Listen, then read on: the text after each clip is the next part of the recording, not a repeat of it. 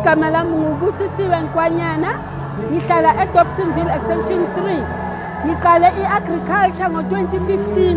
Ngiqale ngitshala ku-open space lapha eDoornkop mine. Then ngamuvela esikolweni e-Aurora Girls. Ngiyenza i-vegetable planting, ibizwa nge-permaculture. Then bese kuyana ngiyaprocessa-ke. Lana ngiyenza i-archer, mango archer, ngiyenza ne-vegetable archer. Then bese kuyana lena i-chili pickled, yes.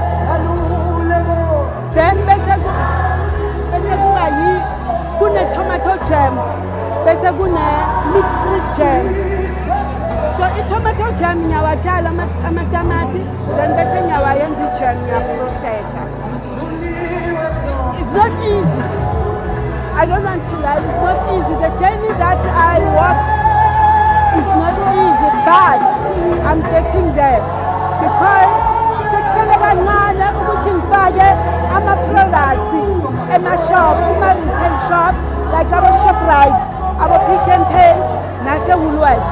Why ngidala i-Woolworths? It's because I know ukuthi i-Woolworths ithengisa izinto ezi-organic. Then my products, they don't have preservatives, they are organic. So yikho ngifuna ukungena naku-Woolworths, ngisaplaye naku-Woolworths. Ngikhona ku-Facebook, bese ke i-email yami ngaba-emaila it's busi.nkwanyana@gmail.com.